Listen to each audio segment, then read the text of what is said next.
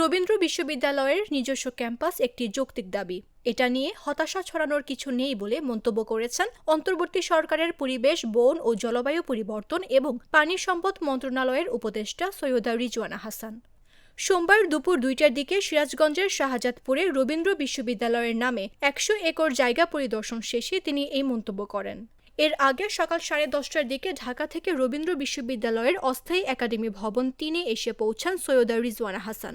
আপনাদের বিশ্ববিদ্যালয়ের দাবিটি একটি যৌক্তিক দাবি, আপনাদের নিজস্ব একটা ক্যাম্পাসের দাবি একটা যৌক্তিক দাবি। এখানে হতাশা ছড়ানোর কিছু নেই যে আমরা এত বছর যাবৎ চেষ্টা করছি। বাংলাদেশে কোন জিনিসটা অনেক বছর যাবৎ চেষ্টা না করলে হয় আমাকে বলেন তো? শুধু আপনারা চেষ্টা করছেন না, আরো অনেক বিশ্ববিদ্যালয় এরকম চেষ্টা করছে।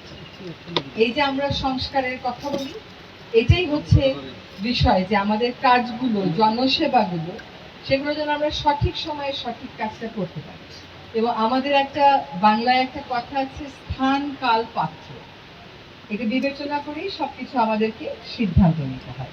তো আমি আপনাদের এই প্রকল্পটা একনেকে উঠেছিল, আপনাদের বিশ্ববিদ্যালয়ের একটা নিজস্ব ক্যাম্পাস লাগবে, এটার ব্যাপারে কারোরই কোনো দ্বিমত নেই।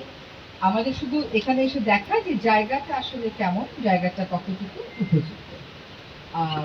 আর বরাদ্দ ৫০০ কোটি বেশি না ৫০০ কোটি কম, কাজ শুরু হলে আরো পাওয়া যাবে নাকি আরো পাওয়া যাবে না, আপনারা তো তাও ৫০০ কোটি পেলেন। আমার অনেক বিশ্ববিদ্যালয় আছে তারা কিছুই পাইনি এখনো পর্যন্ত। তো আপনি আকাশের দিকে তাকিয়ে হতাশা করবেন নাকি মাটির দিকে তাকিয়ে আশান্বিত হবে, সেটা একটা বড় চয়েস। অবশ্যই আপনারা সকলে অনেক কষ্ট করে এসছেন, আপনাদেরকে অনেক ধন্যবাদ।